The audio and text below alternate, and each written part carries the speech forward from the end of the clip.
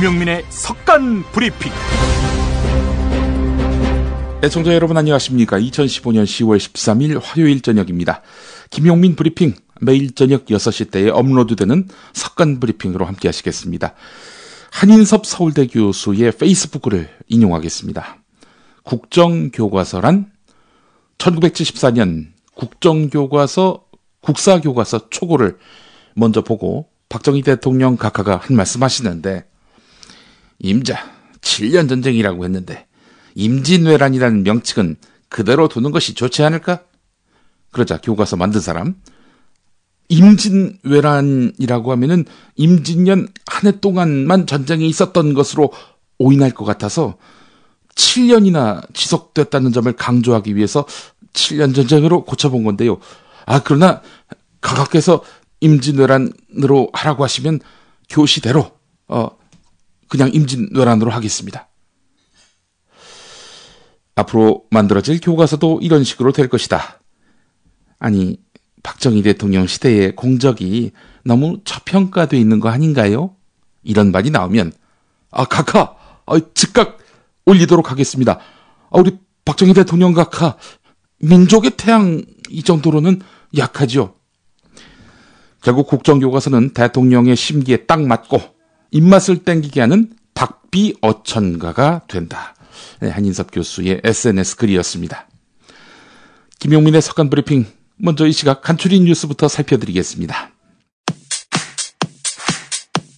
박근혜 대통령은 교육부가 발표한 중고등학교 역사교과서 국정화에 대한 야당의 비판 공세를 겨냥해서 역사교육은 결코 정쟁이나 이념 대립에 의해서 국민을 가르고 학생을 나눠서는 안 된다, 이렇게 밝혔습니다. 새정치민주연합 문재인 대표가 거리로 나가서 역사교과서 국정화 반대 서명운동을 벌였는데, 같은 장소에서 맞불 집회를 연 보수단체 회원들이 욕설을 하며 거칠게 항의하는 등 소동이 빚어졌습니다. 문재인 대표와 심상정 정의당 대표가 회동을 갖고 비례대표를 줄이지 않기로 합의했습니다. 부동산 비수기인 8월에도 가계대출이 10조 원 가까이 급증하면서 역대 두 번째를 기록해 가계부채 폭탄 우려를 증폭시켰습니다. 주진우 시사인 기자가 명예훼손 혐의로 다시 검찰에 출석했습니다. 2012년 초 나는 꼼수다에서 박근혜 당시 새누리당 전 비상대책위원장이 2010년 서울에서 개최된 G20 정상회의 무렵 부산저축은행 로비스트로 활동한 박태규 씨와 수차례 만났다는 의혹을 제기함 때문입니다. 김어준 총수도 곧 검찰은 부를 예정입니다.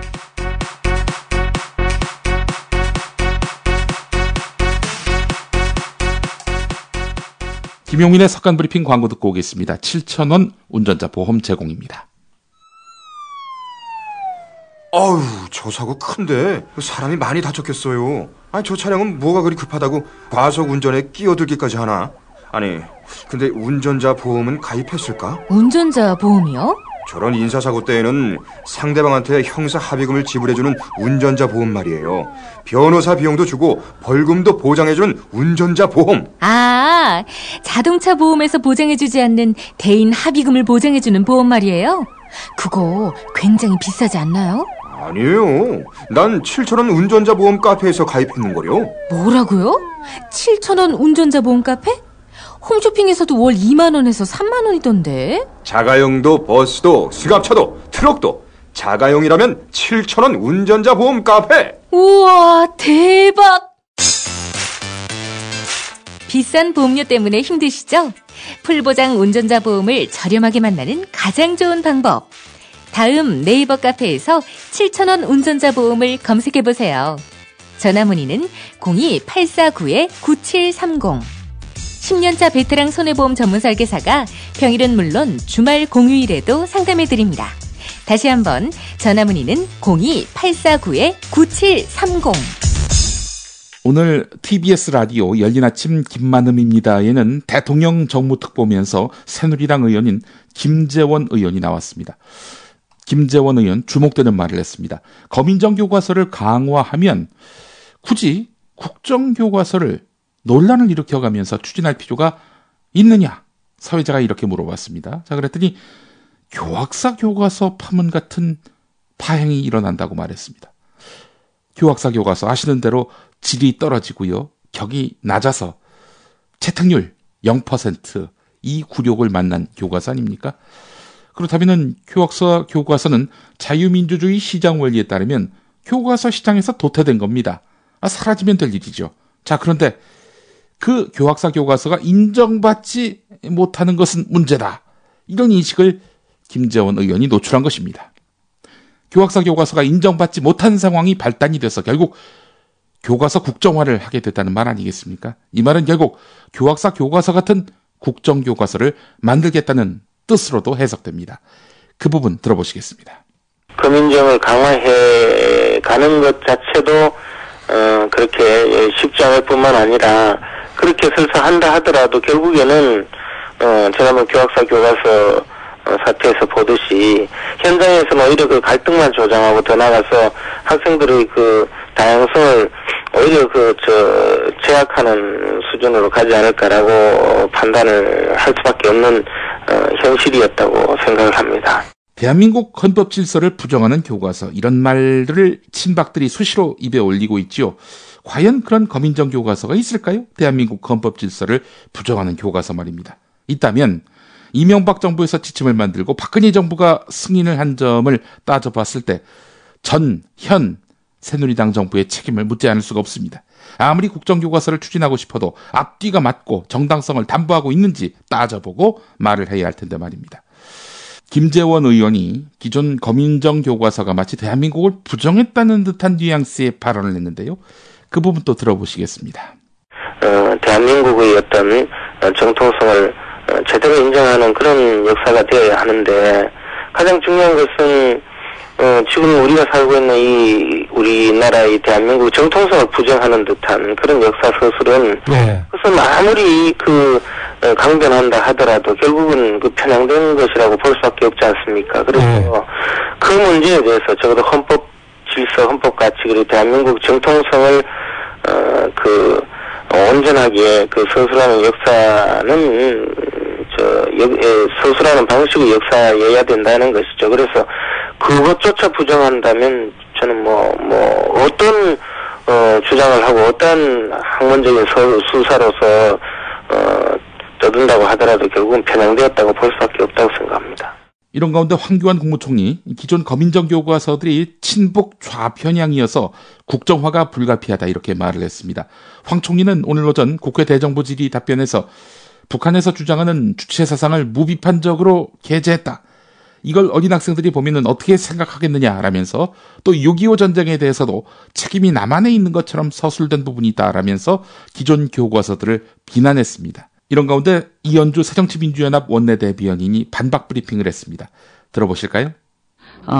지금 교육부에서 전파된 자료 등을 가지고 정부나 새누리당에서 얘기하고 있는 왜곡된 교과서의 사례는 잘못된 것들이 대부분입니다. 예를 들어서 말씀드리겠습니다.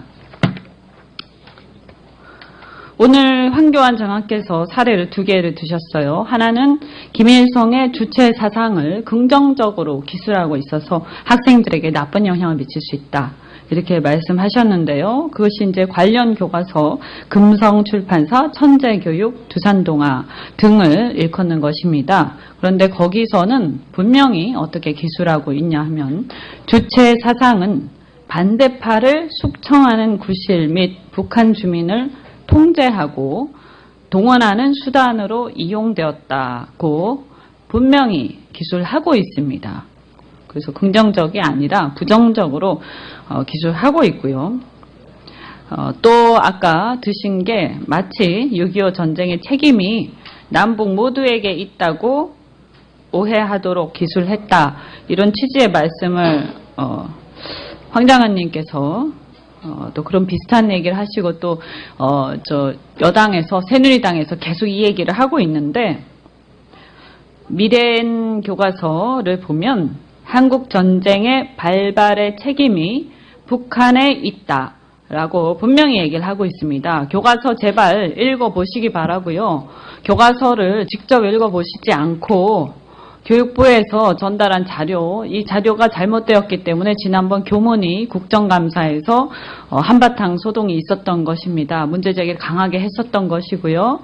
이 잘못된 자료를 교과서 직접 확인도 하지 않고 이 왜곡된 내용을 가지고 자꾸 언론에 얘기를 하시고 국민들에게 얘기하는 것을 저희가 더 이상 지켜올 수 없습니다. 분명하게 경고합니다. 잘못된 내용을, 왜곡된 내용을 가지고 그것을 근거로 얘기하는 것을 즉각 중단해 주시기 바랍니다. 한편 백재현 새정치민주연합 의원이 만약 국정교과서를 만든다면 5.16을 군사정변이라고 해야 하는가 아니면 군사혁명이라고 해야 하는가 이렇게 물어보니까 황 총리 이렇게 답했습니다. 만약 국정교과서가 만들어진다면 5.16 군사정변이라고 해야 할까요? 5.16 군사혁명이라고 해야 할까요? 지금 교과서에는 지필진을 다양하게 전문가들을 활용해서 그분들이 어떻게 표현해야 되냐고 묻는 거예요. 객관적인 사실에 맞는 그런 표현들을 역사적인 검토를 통해서 바로 우리 황 총리 같은 분 때문에 국정교사를 만들면 안 되는 거예요. 평생을 법조인으로 사신 분이에요. 양대 최고 심급인 헌법재판소와 대법원에서 법적 평가 끝난 사안을 두고 법정의 양심을 지키지 못하고 정치적 이해를 생각하고 있기 때문에 소신 있게 답변을 못 하시는 거예요. 지금 그 부분에 관해서는 나중에 다수의 전문가들을 편집위원으로 그렇게 위촉하고 또 지필진으로 구성을 해서 객관적이고 균형 있는 역사에 근거한 교과서를 만들 계획을 가지고 있습니다. 그 결과를 봐주시고 그 과정에서 많은 의견을 내주시기를 부탁을 드립니다. 쓸데없이 국민만 분열시키지 맙시다. 과연 그 교과서가 정권의 이해와 무관하게 객관과 중립을 지킬 수 있겠는가? 유신을 찬양했던 그때 그 교과서가 다시 나오지 말라는 법이 있겠습니까? 유신을 찬양하는 교과서가 나올 수 없습니다. 그렇게 만들지 않을 것입니다. 그렇게 할 수가 없습니다. 할 일만은 대한민국 더 이상 국론 분열 그만하시고 포기하세요. 한편 TBS 라디오 인터뷰에서 김재원 의원 대한민국을 부정하는 주장과 인식은 안 된다 이렇게 말을 했는데요. 자 그렇다면 고영주 방송문화진흥회 이사장의 최근 논란이 된 발언 노무현 문재인 등은 공산주의자다 이런 식의 발언 이 발언은 어떻게 생각하느냐라고 물어봤어요. 그 답변을 들어보시죠. 그 문제에 대해서는 제가 답변하는 것은 조금 적절하지 않는데요. 어쨌든 그분의 생각도 그분의 또 사상의 자유에 속하는 것이고, 그것은 마찬가지지 않겠습니까? 그런데 그것을 무슨 사상의 자유를 놓고, 우리가 어떤 매도하고 또, 생각하는 것을, 배관시하고 할 필요는 없다고 생각하고요. 그리고 어떤 사상이라도 그것을, 표현을 해서 그것을 또 헌법 질서에 위반되고 또 위법한 주장을 한다고 하더라도 그것은 사상의 자유에 해당되는데 그것은 박원순 서울시장이 한 라디오 방송과의 인터뷰에서 강남구 독립 주장에 동의할 수 없다고 밝혔습니다. CBS 라디오 김현정의 뉴스쇼에 나온 박원순 시장은 최근 이슈가 되고 있는 강남구 독립 주장에 대한 견해를 밝혔는데요. 그 부분을 들어보시겠습니다. 네, 저는 우리가 물론 자기 지역을 더 발전시키겠다는 어떤 생각은 좋은 일이죠. 그렇지만 그게 지나친 지역 이기주의로 발전해 간다면 그건 동의할 수가 없는 거 아니겠습니까? 사실 이번에 이제 이 쟁점의 원인이 된 국제교류 복합지구라는 게 이게 강남구 차원의 사업을 넘어서서 서울시 더 나아가서는 정말 국가 경쟁력에도 도움이 되는 범국가적 아젠다입니다. 그걸 갖고 글쎄 이렇게 저는 말씀하시는 것은 좀 이해하기가 어렵습니다. 지금 들으시는 분들이 그 사업이 뭔데 뭐가 갈등이야 궁금해하실지도 모르겠어요. 좀 자세히 들여다보면 그러니까 현대차가 한전부지 개발하면서 내놓은 공공기여금 1조 7천억 원. 이 강남 구민이 온갖 소음 참고 교통홈자 다 참아가면서 받아내는 기여금인데 이걸 어떻게 쓰는지 결정하는 데 대해서 서울시는 강남구를 끼워주지도 않았다. 면담 요청해도 받아주지도 않고 지난번 메르스 사태 때도 계속 강남구를 무시해오더라. 된다라는 게 지금 강남구청장의 주장인데요. 어떻습니까? 기본적으로 이제 현대자동차 부지에서 나오는 공공기여금을 저희들이 우리가 달나라 가서 쓰는 게 아니거든요. 달나라 가서 쓰는 게 아닌데 그다음에 그러면 강남구가 얼마든지 실무 차원에서 의견을 내라. 그 좋은 의견 다 받아들이겠다. 아니 서울시에 도움이 되고 강남구에 도움이 되는데 왜 우리가 안 받겠습니까? 다만 이것은 서울시장의 권한이니까 이 권한 자체를 침해하시려고 하면 안 되죠. 서울시가 1조 7천억 중에 6,500억 정도를 송파구에 있는 그 도로 지하와 또 잠실 종합운동장 리모델링에 쓰겠다고 하니까 아니 강남구에도 지금 해야 될 일이 삭덤인데 송파구에다가 그 돈을 주느냐 아마 그게 핵심인 것 같아요. 근데 강남구가 오늘날 그냥 강남구가 만들어졌습니까? 그리고 그 바로 사이에 있는 송파구에 쓰면 왜 안 됩니까? 저는 이런 사고방식 자체가 좀 이해가 안 가고요. 다 같이 또 우리는 강남구이면서 또 서울이잖아요. 예. 함께 하자는 건데 그걸 그렇게 생각하시는 것 자체가 저는 좀 우리 시민들의 공감을 못 얻고 있는 게 아닌가. 심지어는 강남구 구민들도 아마 저는 대다수는 그렇다고 해서 거기 꼭 강남구 구역 안에서만 써라. 이건 저는 아니라고 생각합니다. 정의당 심상정 대표 오늘 국회 비교섭단체 대표 연설에서 정부의 교과서 국정화와 노동계약을 저지하고 정치개혁을 위해서 야권이 머리를 맞대야 한다면서 정부의 역사 왜곡을 저지하고 민생을 살리기 위해서 야권의 지도자들이 참여하는 회의를 열자고 제안했습니다. 정부 여당의 5대 노동법안은 전경련의 청부법안이라고 비판하고 노동시장 개혁을 원점에서 다시 검토해야 한다고 촉구했습니다. 얼마 전 심상정 사자후 동영상으로 화제가 됐던 심상정 대표 아닙니까? 약자에 대한 따뜻한 메시지. 오늘 국회 비교섭단체 대표 연설에서 확인할 수 있었습니다. 들어보시겠습니다. 요즘 헬조선이라는 말이 유행입니다. 이 말은 현 세태를 풍자하는 신조어를 넘어 이제 하나의 사회 현상이 되었습니다. 선배 동료 의원 여러분, 이 말이 도대체 무슨 뜻입니까? 이 나라가 지옥 같아 못 살겠다는 말입니다. 벼랑 끝으로 내몰린 우리 국민들이 내뱉는 깊은 탄식과 비명입니다. 그래서 헬조선은 곧 헬정치라는 말로 들립니다. 우리 정치권에 대한 증오 섞인 원망입니다. 그러기에 헬조선이라는 말은 저에게 광화문 내거리를 가득 메운 시위군 중의 고함보다 더 무겁고 더 아프게 다가옵니다. 그렇다고 대한민국이 모든 사람에게 헬조선인 것은 아닙니다. 이른바 금수저, 은수저에게는 태평성대도 이런 태평성대가 없습니다. 부모 잘 만난 날 때부터 주식 부자이고 날 때부터 부동산 부자입니다. 세습 자본주의가 열렸다는 한탄이 절로 나오고 있습니다. 돈만 아니라 지위도 대물림됩니다. 이들에겐 현대판 음서제라는 비단길도 깔려 있습니다. 상위 1%는 모두 갖고 나머지 99%는 빈곤과 비참을 강요받는 승자독식 사회, 이것이 민주화 이후 30년 대한민국의 현주소입니다. 정의당은 삶이 고단한 분들의 절규에 응답하겠습니다. 부모가 누구든 출신이 어디든 또 성별을 떠나 누구나 열심히 일하면 자신의 노력과 능력에 따라 평가받는 사회를 만들겠습니다. 기득권 정치와 단호히 맞서 땀 흘려 일하는 사람들의 희망을 열어갈 것입니다. 존경하는 국민 여러분, 정의당은 다른 종류의 정당, 현대적인 선진정당으로 거듭나겠습니다. 저는 정치에 대한 국민들의 좌절이 얼마나 큰지 잘 알고 있습니다. 그러나 불신과 냉소보다 좋은 정치에 대한 갈망이 더 크다는 것을 알고 있습니다. 진보정치 열풍이 불고 있는 미국과 영국의 시민들 못지않게 우리 국민들도 다른 종류의 정치를 목말라 하고 있다고 느끼고 있습니다.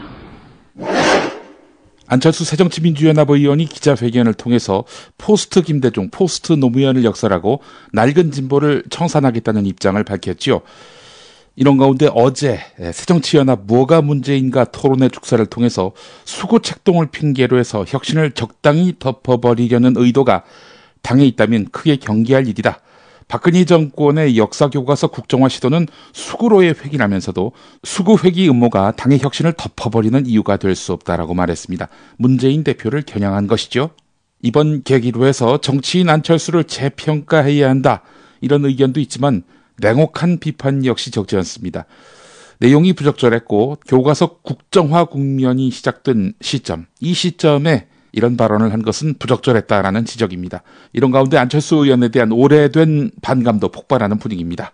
이 국면에서 나온 정의당 팟캐스트 노유진의 정치 카페 상당히 주목됩니다. 그렇지 않아도 유시민 전 보건복지부 장관이 안철수 현상에 대해서 이런 견해를 내놓았습니다. 저는 사실은 안철수 씨가 새정년하고 이제 민주당하고 합쳐서 새정년을 만들기 전에 어떻게 예측을 했냐면 안철수 씨가 일단 지방선거에 당을 만들어서 한번 해볼 거다. 그러니까 전국에 다 후보를 내지는 못하더라도 전략적으로 중요한 지역에 광역단체나 이런 데 괜찮은 경쟁력 있는 후보를 내서 한번 부딪혀 볼 거다. 그리고 큰 성공은 못 거두겠지만 그 지상군의 부족으로 조직의 열세나 이런 것들 때문에 대박은 못 치더라도 상당한 정도의 성과를 거둘 거다.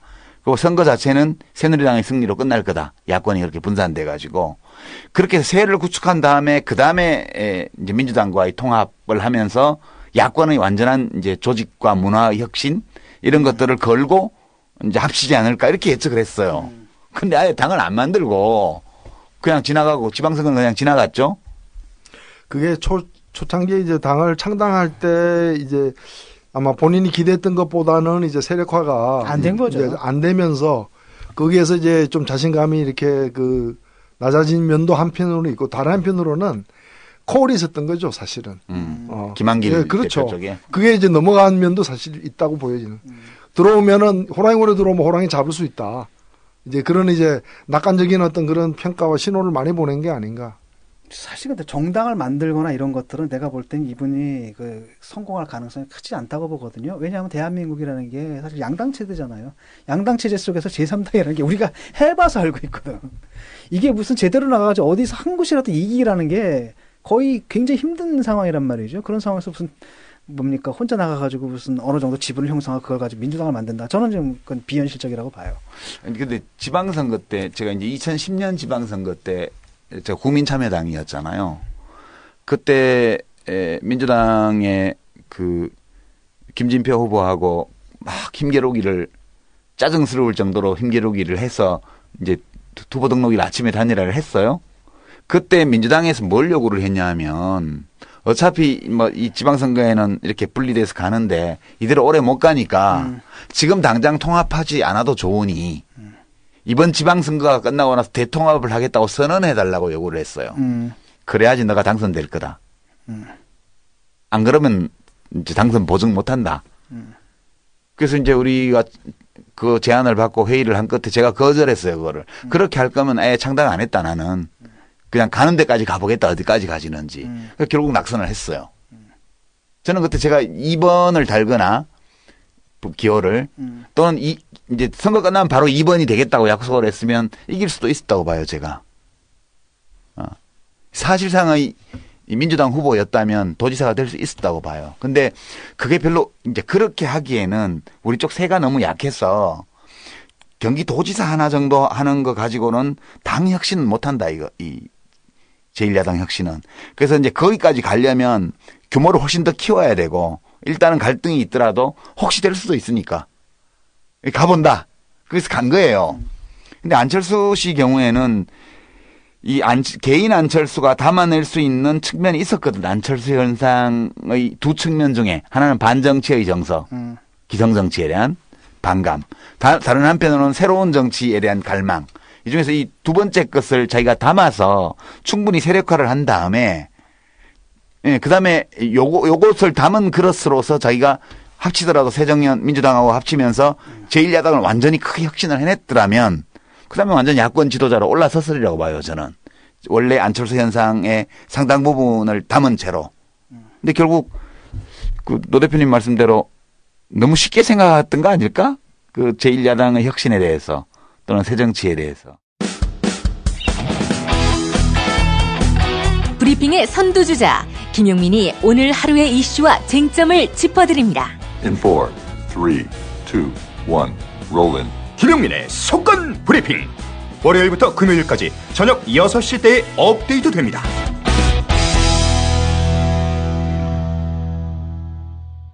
가짜 인터뷰 시간입니다. 사안이 산이니만큼 가짜 박근혜 대통령 오늘 또 모셔야 할 것 같습니다.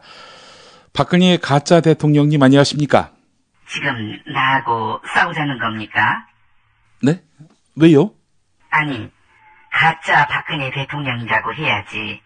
박근혜 가짜 대통령이라고 하면 제가 박근혜고 또 그 박근혜가 가짜 대통령이라는 뜻으로 들리지 않습니까? 지금 사회자 이야기는 제가 국가정보원의 대선 개입으로 당선된 가짜 대통령이란 말입니까? 그렇지 않으면 전자개표기 조작으로 당선된 가짜 대통령이란 말입니까? 아이고, 왜 그렇게 단정적으로 말씀하십니까?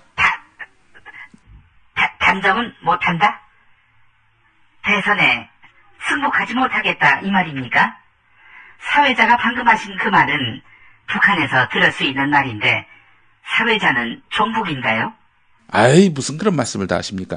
이미 우리 박근혜 대통령께서는 대통령이 되셨고 또 그렇게 남들이 다 알고 있고 그 지위를 현재 행사하고 계시는데요. 아니, 제가 대통령으로 인정하느냐 마느냐가 뭐가 그렇게 중요합니까? 무슨 의미가 있어요? 병 걸리셨습니까? 아니, 당뇨병 있는 건 어떻게 아셨는지. 네. 그나저나 국정교과서 이야기하려고 모셨습니다. 박 대통령님, 제가 퀴즈 한번 내보겠습니다. 대한민국은 언제 건국됐습니까? 건국대학교 말하는 건가요? 아니요. 국가 수립이요.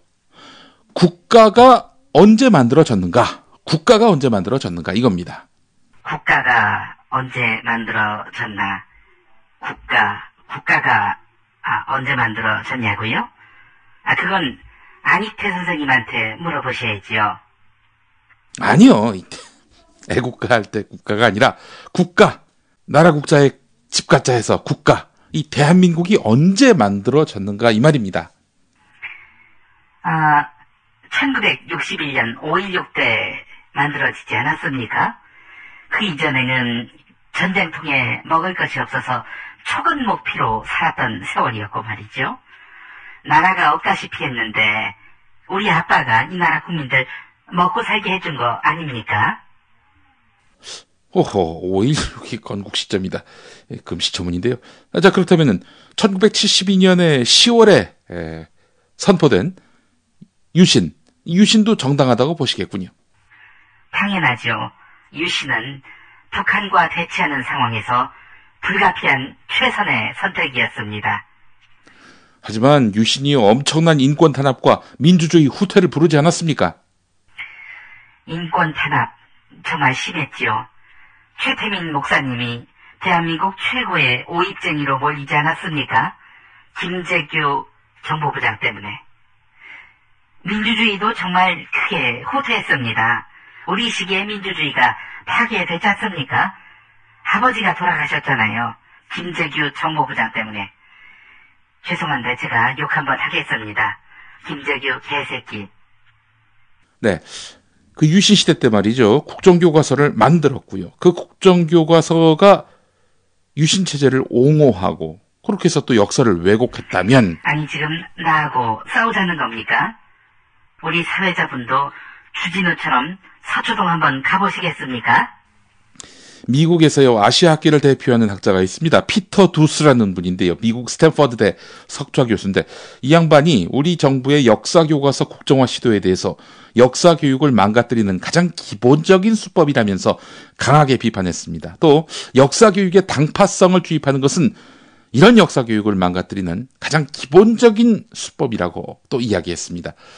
이 두스 교수의 생각 어떻게 보십니까? 뭐라고요?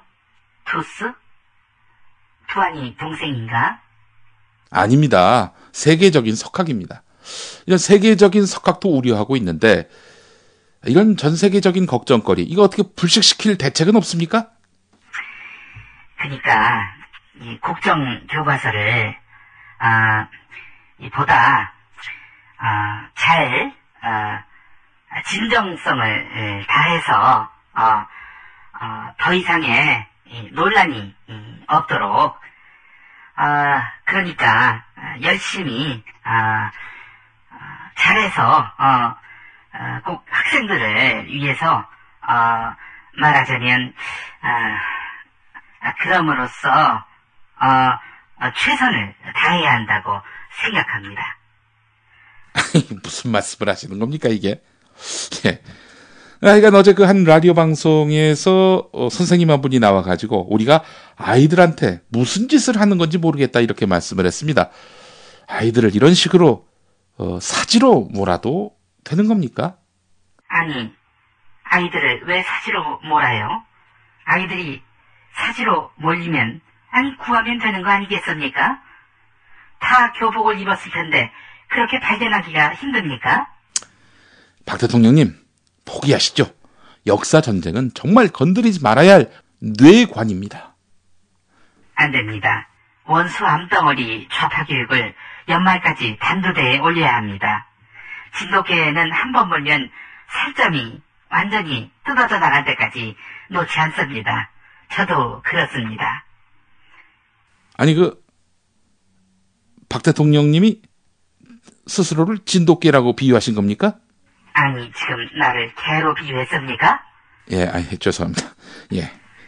저에게 있어서 정치는 아버지에 대한 제사입니다. 잊지 마시기 바랍니다.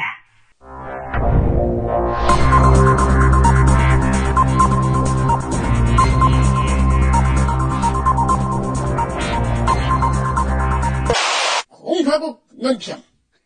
박지만을 괴롭힌 주진우를 역적 몰입의 간신 쓰레기로 여기시는 애틋한 정을 지니신 국민 누나 대통령 박근혜 동지께서는 조성된 주진우의 박근혜 박태규 면담 사건과 관련해 실질적이며 강도 높은 국가적 중대 조치를 취하실 계획을 표명하시고 검찰에게 주진우에 대한 구체적인 공격 방침을 제시하였다.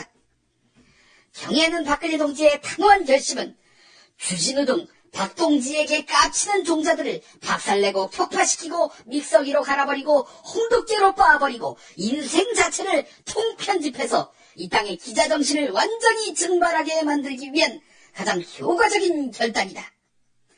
주진우는 박동지의 동생 박지만과 오촌살인 사건을 엮더니 박동지가 저축은행 건으로 박동지의 도움이 필요한 박태규와 남몰래 만났다는 의혹을 흘리는 등 박근혜 동지와 그 가족을 시궁창 패밀리로 만드는 등 박동지에 대한 체질적인 거부감과 적개심을 노골적으로 드러낸 추호도 용납할 수 없는 포화무도한 도발 행위를 자행했다. 부자와 권력자만 골라서 뒤를 캐는 주진우에게 박동지를 참을 수 없이 모독하고 우롱하는 대가가 얼마나 침묵한 것인가를 검찰은 알게 해줘야 할 것이다. 검찰은 아무에게나 빨갱이 딱지를 붙이는 고영주 선대검사의 숭고한 수사정신을 본받아 주진우에게 가장 잔혹한 형벌을 내려야 할 것이다. 또 교육부는 주진우가 수의복을 입은 모습을 국정교과서에 총천연색 풀칼라 브로마이드로 실어서 역적의 말로가 얼마나 참담한가를 만천하에 증명해야 할 것이다.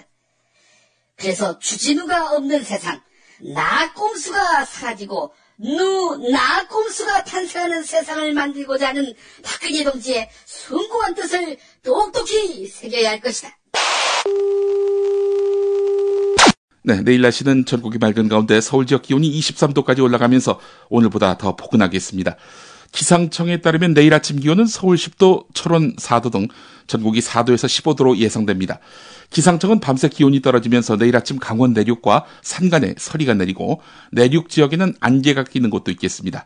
그러나 한낮에는 서울과 대전이 23도, 광주와 대구는 24도까지 올라서 낮과 밤의 기온차가 대부분 10도 이상 벌어질 것으로 보입니다. 내일 아침 최저 기온 4도에서 13도, 낮 최고 기온 말씀드린 대로 22도에서 23도가 되겠습니다. 석간 브리핑 마치겠습니다. 내일 아침 조관에서 다시 뵙겠습니다.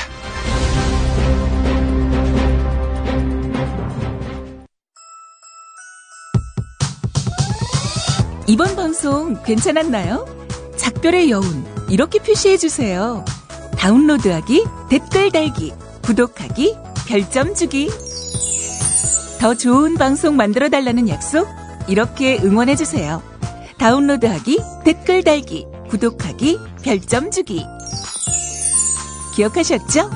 다운로드하기, 댓글 달기, 구독하기, 별점 주기.